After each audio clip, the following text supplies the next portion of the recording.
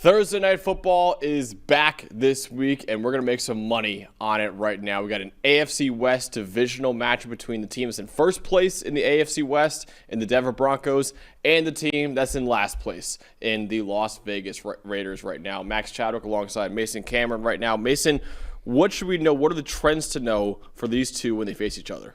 You know, there's a lot of bad blood in this matchup. This one's been going on for a long, long time. But, you know, honestly, something that's been a little bit of a surprise is that the Raiders have owned this matchup for, you know, the better part of a decade. They were winners of 12 of the last 18 games. That includes an 8-game win streak from 2020 to 2023, and that's a 7-2 against the spread record as dogs. So you can't really count out this Raiders team at any point, especially in this matchup. We know how divisional games go. They bring a lot of animosity. They bring a lot of tension, and teams like to play tough. But that really all changed when Bo Nix came to town. I know this is, you know, one of those things where that inciting piece, that catalyst really put them over the top. The Broncos have covered in both of their matchups as the favorite last season, and each of those games would have covered this pretty lofty spread here. They actually held a 13-point average margin of victory in those games, so a couple of really decisive wins there. It's going to be a really interesting matchup when we talk about how these teams have actually performed against the spread this season. When we talk about Denver, last year, this was one of the most profitable teams to bet on in the NFL. They covered games at a 67% rate. The market has sort of caught up to them this year, and they haven't been quite as effective. 4-5 against the spread, only 1-3 when favored by 7 or more points. Yet, Denver still holds a very, very strong home field advantage, one of the strongest in the NFL. They have the 4th highest margin of victory at 13.5 points when playing at home. So that's definitely going to be an advantage for them here in this one. And when we talk about the Raiders, they've actually been significantly worse in that fact, particularly when they're on the road. They're 1-3 against the spread away from home, and they've had some blowout games in any game that they've been gifted 7 or more points as road dogs. Versus Indy, 40-6. That was at a 7.5-point line. Absolutely crushed in that one. And then we all, of course, remember the KC game where, you know, this team ran, I think, 30 plays on offense, which is one of the lowest that we've seen in decades.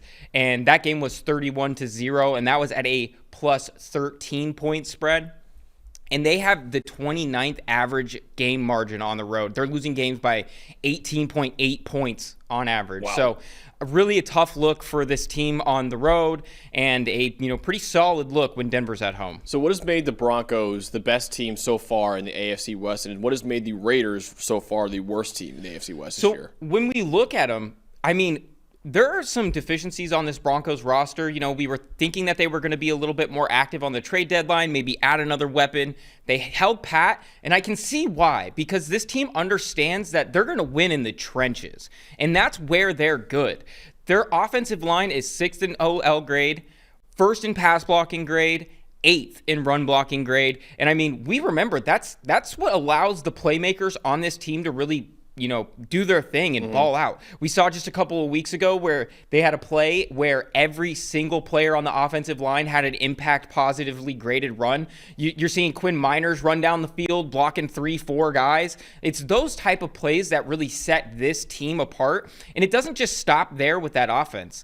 I mean, we can continue to talk about the offense. Bo struggled a little bit to start the season. He's now 7th in passing grade since week 4. You talk about J.K. Dobbins, R.J. Harvey. There's a lot of, you know, ability to make plays when the opportunities are just there and so big. And when we talk about the defense, it's really the same story. They're 3rd in team run defense grade, 1st in total pressures and sacks by a wide margin. They lead the NFL in sacks by one of the biggest margins I've seen in a long, long time. And getting Dre Greenlaw back in the last few games has been a godsend for them, because he is an incredible player, especially when he's feeling healthy and he's playing at a high level. This past week, he had a really solid game, and overall in his limited action, he's had about an 85.4 overall defensive grade. So really, it's those type of players, when you are strong in the trenches, where those guys can really shine, and they're seeing it on both sides of the ball. When we talk about this Raiders team, though, it's been a tough look for them. They go out and they get Ashton Jeanty to really lift this run game, but it hasn't quite worked, and they've been abysmal running the football. And that's largely due to these inefficiencies up front on the offensive line. They just struggle to control the line of scrimmage and create rushing lanes. They're 30th in rushing success rate. And really, it's not Ashton Jeanty's fault. They're 6th in yards after contact per attempt, and that's because of Genty's ability as a runner to break would-be tackles and to, bounce off with his contact balance and just really keep it moving. But they rank bottom 5 in overall yards per carry average, and that's because they create the fewest yards before contact in the NFL. Guys are getting in there early, they're putting the hit on Ashton Jeanty, and then it's really difficult to win after that becomes the situation. And really, when we talk about a cascading effect within the offense, that leads to Geno really having to shoulder the load and push the issue with the passing game. And when he's pressing like that, we know that Geno can be a good quarterback, but when he's pressing like that, he's really he takes the hero ball a little too far, and we just know he's not quite that guy. He's been turning over the ball quite a bit more lately. Over the past 4 weeks, or since week 4, he's had 1 big-time throw, 7 turnover-worthy plays, and 9 total team turnovers over that span. And now they have to do it with 1 less weapon, with Jacoby Myers being traded. They got Brock Bowers back, and that has really helped, but I'm not quite sure that that's enough to turn the tide and make this a overly formidable offense in that regard. And then the defense just really hasn't been too much better. They rank 30th in team defense grade, 29th in touchdown drive percentage. And it's hard to win games when you're letting teams get in the end zone like that. You really need to try to limit teams to 3 when they're getting in that range. And that's what really separates the great defenses from the bad ones. And when we talk about 29th in touchdown drive percentage, the teams that are below them on that list, the Titans, the Cowboys, and the Bengals. Denver beat all of those teams by 8 or more points and over a 17-point average margin of victory in those games. Interesting. Okay, so I know it's a big spread. It's about 8.5, 9, 9.5 points, wherever you're getting your bets right now. What are you taking here? Are you taking the Raiders to cover that, or you think the Broncos are going to cover that massive spread? I'm going to take Denver to cover the 8.5. I think that the differences between these teams in their home road splits is going to be a big factor in this one. Like I said, I know that the Raiders got Brock Bowers back, and that's going to be a huge asset for them. But I think that this is just going to be a really difficult game for them to get much going, particularly when we talk about on the ground. And I think it's going to be difficult for them to put up points in general. No Pat Surtain for defense for Denver, which is going to, sort of hinder them in a way, but without being able to run the football, you're going to be able to get this Broncos pass rush to tee off on Geno, who is particularly sensitive to pressure, and that really doesn't facilitate them to cover a line even of this size. And I don't think Denver needs to put up a massive score in order to cover this one. Okay, so the best game bet you heard Mason say right there is Denver to cover, whether it be 8.5, 9, 9.5, wherever you get your bets right now. Denver to cover that spread. Also want to remind you guys, before we give out the best player prop bets for Thursday Night Football, Mason, Ben Lindsay, Judah Fortgang, they all do a great job on the PFF NFL betting show. It's every Friday morning at 10 a.m. Eastern Time, going over the best bets for Sunday's action, and of course for Monday Night Football as well. They are up a ton of units right now. So if you want to add some more cheddar to your bank account right now, follow along that betting show again every Friday morning at 10 a.m. Eastern Time. And if you want to get the PFF Plus app for 25% off, you can do so if you use the promo code PFF NFL Show 25. Get the same data that is trusted by all 32 NFL teams right now. Speaking of, let's open up that beautiful PFF Plus app right now. Mason, give me your first favorite player prop bet for Thursday Night Football. Well, we talked about it with Jacoby Myers being out. I think we're going to see a bigger workload for Trey Tucker. And so I'm liking Trey Tucker to go over 3.5 receptions here. And this one, the price has moved quite a bit, so make sure you guys get on this one as quick as you can here. Obviously, Brock Bowers being back, he's going to be the top target in this offense. But when we talk about what the role Myers is vacating, it's a fairly significant one. And when we look at how this team has actually facilitated all these receivers, Trey Tucker's not that far behind Jakobi Meyers. So I see this to be a significant bump. Meyers was targeted on 17.1% of his routes. And like I said, Tucker, not too far behind there. He was about 14%. That number was obviously higher without Bowers in the lineup, but I believe that a lot of that workload, a lot of that target share is going to go to Tucker. And both of those guys, Tucker and Meyers, they saw similar target rates. They saw similar reception rates.